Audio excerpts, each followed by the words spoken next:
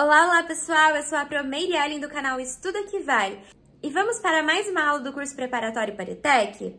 O assunto hoje é ecologia e se você ficar até o final do vídeo, lá vai ter uma questão que você vai testar os conhecimentos que você adquiriu durante a aula. Vamos lá? Hoje vamos iniciar a nossa aula de biologia com uma questão de teia alimentar. Essa é a questão 8 da prova do primeiro semestre de 2023. Mas antes da gente entender o que é teia alimentar, vamos para algo mais simples. Vamos compreender o que é cadeia alimentar.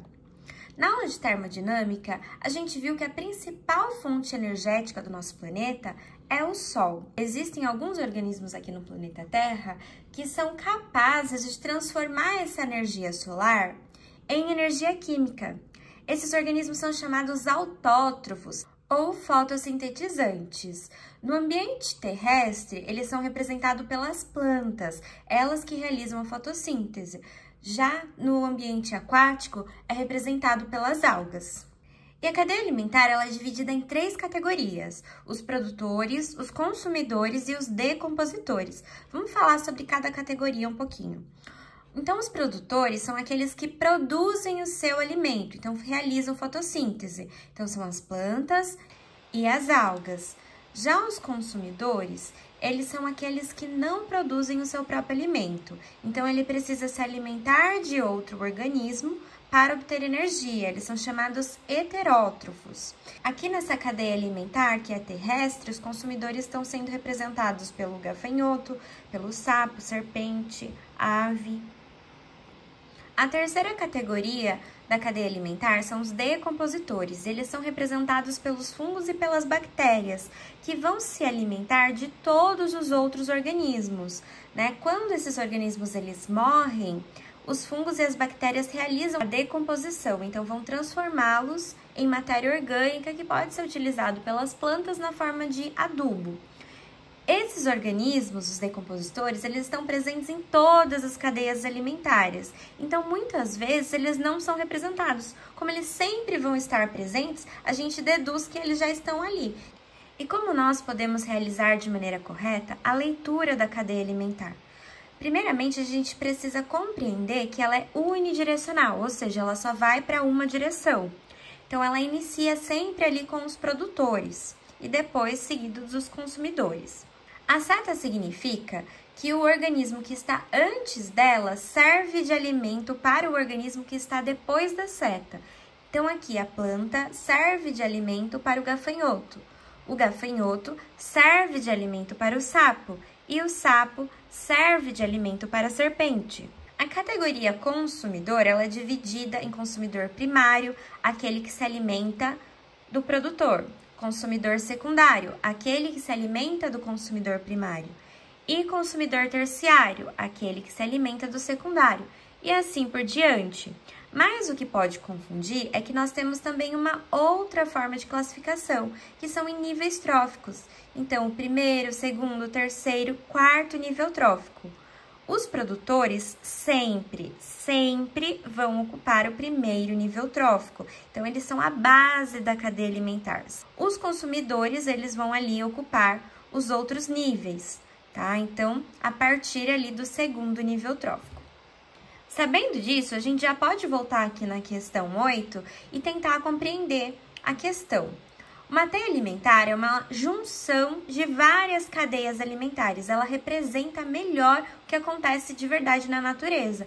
A gente sabe que na natureza existem uma diversidade de alimentações. A cadeia alimentar ela não consegue, por si só, representar isso. Já a teia ela já se entrelaça com outras cadeias alimentares e aí ela consegue representar essa diversidade. Por exemplo, aqui, as focas, elas se alimentam de pequenos peixes e também de krill. Então, essa teia alimentar, ela representa melhor isso. Finalmente, vamos fazer, então, a leitura da questão 8. As relações alimentares entre os diversos organismos de ecossistema costumam ser representadas por meio de diagramas denominados teias alimentares ou redes alimentares. Essas teias são compostas de diversas cadeias interligadas por meio de setas, que unem os componentes da comunidade entre si, evidenciando suas relações quanto aos diferentes níveis tróficos. Considerando a teia alimentar representada, é correto afirmar que: alternativa A. As lulas são consumidores terciários, pois se alimentam de leões marinhos, orcas e pinguins. Bom, vamos dar uma olhadinha aqui na alimentação da lula. A teia alimentar aqui tá dizendo que ela se alimenta apenas de peixes pequenos, né? Não tem nenhuma outra seta aqui indicando para as lulas. Mas a lula, ela serve de alimento para os leões marinhos, para as orcas e para os pinguins, né? Porque a lula, ela está antes da seta. A alternativa aqui diz o contrário, diz que ela se alimenta dos leões marinhos, das orcas e dos pinguins, mas na verdade ela serve de alimento. Então, essa alternativa está errada. B. Os seres do zooplâncton constituem o primeiro nível trófico e formam a base das cadeias alimentares aquáticas. Não. Olha o zooplâncton onde ele está. Ele está no segundo nível trófico, ó. Primeiro, segundo. Sempre o primeiro nível trófico vai ser ocupado pelos seres autótrofos, aqueles que produzem o seu próprio alimento. No caso aqui é o fitoplâncton, que são aqueles micro-organismos que vivem em suspensão na água e realizam a fotossíntese. C. As focas apresentam diferentes hábitos alimentares e ocupam diferentes níveis tróficos. Vamos dar uma olhadinha aqui na foca. A foca, então, a gente pode seguir aí alguns caminhos, né, para ela. Ela tem duas setas aqui que apontam para ela. Então, a gente pode contar 1, 2, 3. Então, ela pode ocupar o terceiro nível trófico, seguindo por esse caminho aqui. Ou ela pode ocupar, ó, 1, 2, 3, 4. Então, ela pode ocupar 2 níveis tróficos. Então, seguindo essa lógica, a C aí está correta. Mas melhor do que saber que a C está correta é saber porque as outras não estão. Vamos ler a D. Os peixes pequenos e o crio pertencem ao mesmo nível trófico, pois se alimentam diretamente do fitoplâncton. Bom, o crio, sim, se alimenta diretamente do fitoplâncton, mas os peixes pequenos não. Os peixes pequenos se alimentam do zooplâncton e o zooplâncton, sim, do fitoplâncton. Então, a D também está errada. E. O extermínio dos pinguins ocasionará a diminuição da população de orcas, pois estas se alimentam daqueles mamíferos. As orcas, elas aqui se alimentam de leões marinhos, de lulas e de focas. Nessa teia alimentar, ela não diz que as orcas se alimentam dos pinguins, ó. Não tem uma seta que vai do pinguim até a orca. Então, a alternativa E também está errada. Vendo um pouquinho mais de ecologia, agora a gente vai para o assunto relações ecológicas, que foi abordado na prova da ETEC diversas vezes. Nós sabemos que os seres vivos da natureza, eles se relacionam. E esta relação, ela pode acontecer tanto dentro da mesma espécie, e daí a gente chama de relação intraespecífica, como também entre espécies diferentes, e aí a gente chama de relação interespecífica. Essas relações, elas também podem acontecer de forma harmônica ou desarmônica. Nas relações harmônicas, ao menos um dos organismos, ele é beneficiado, e o outro, ou ele também é beneficiado, ou ele não é prejudicado. Na harmônica, nenhum organismo é prejudicado. Já na desarmônica, pelo menos um dos organismos é prejudicado. Para ficar melhor representado isso, vamos utilizar 3 símbolos. O símbolo de mais, a gente vai usar quando for um benefício para a espécie. O símbolo de menos, quando for um malefício, quando a espécie, ela, de alguma forma, foi prejudicada. E o símbolo 0, aqui o número 0, como algo tanto faz para a espécie, não prejudicou, mas também não ajudou. Vamos começar vendo a interespecífica, que são relações entre espécies diferentes. E aí nós temos as harmônicas e as desarmônicas. Dessas harmônicas, tem o comensalismo, o mutualismo e o inclinismo. O comensalismo é quando para uma espécie é bom e para outra espécie tanto faz. Ela não é prejudicada. É o caso, por exemplo, dos leões e das hienas. Os leões, eles caçam a sua presa, se alimentam, só que ele não se alimenta de toda a sua presa. Enquanto isso, a hiena fica apenas aguardando. Quando o leão vai embora, ela vai lá e se alimenta do restante. Para o leão, tanto faz se a hiena vai lá se alimentar do que sobrou. Já para a hiena, isso é bom. Esse é um exemplo de comensalismo. Já no mutualismo, as duas espécies envolvidas são beneficiadas. Então, a gente vai representar com 2 maisinhos. Que é o caso, por exemplo, do peixe-palhaço e a anêmona, lá do filme Procurando Nemo, lembra? A anêmona, ela é um quinidário, parente da água-viva, que produz uma toxina urticante que afasta os predadores. O peixe-palhaço, ele possui um muco sobre o seu corpo que o protege dessa toxina.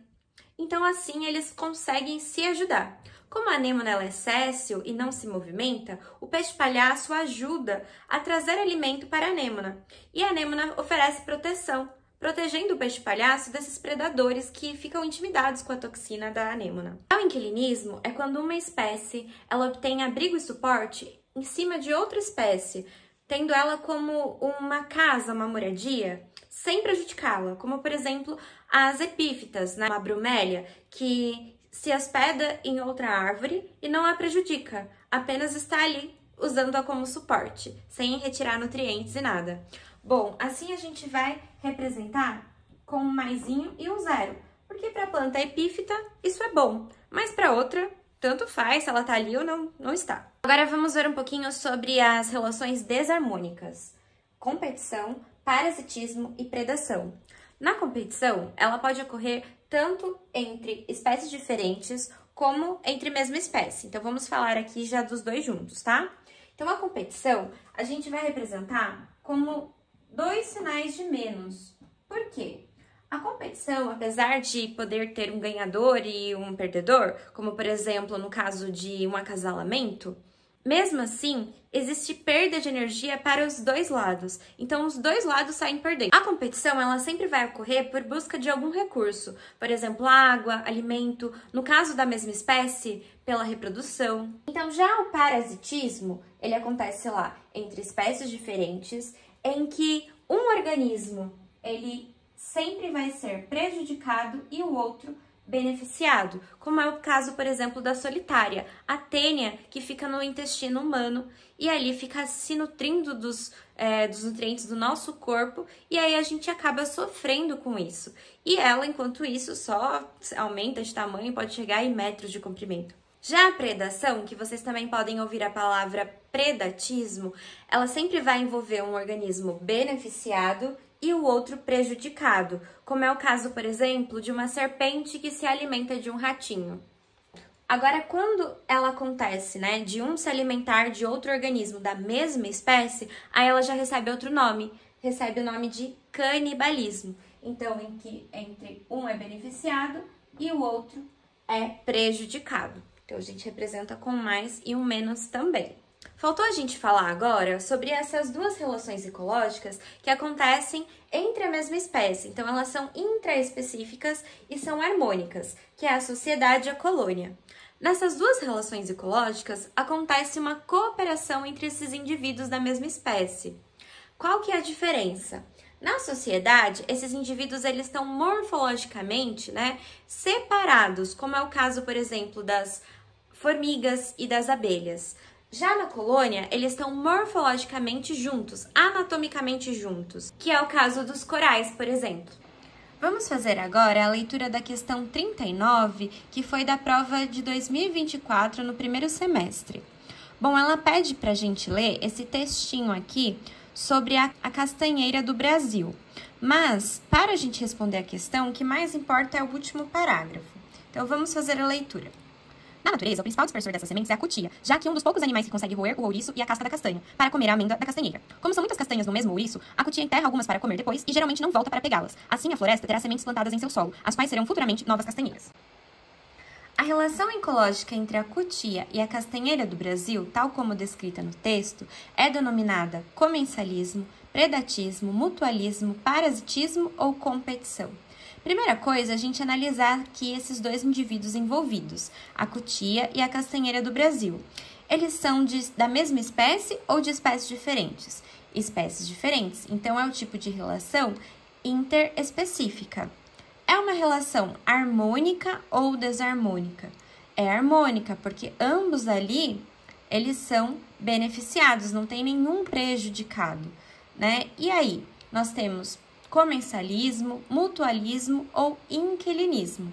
Quais dessas relações aqui pode ser entre a cutia e a castanheira do Brasil? Poderia ser comensalismo se apenas um fosse beneficiado e o outro tanto faz. Mas, nesse caso, os dois são beneficiados. A cutia, ela se alimenta e a castanheira do Brasil tem ali a sua semente plantada para que nasça uma nova castanheira. Então, nesse caso, os dois lados estão sendo beneficiados. Então, a gente chama de mutualismo.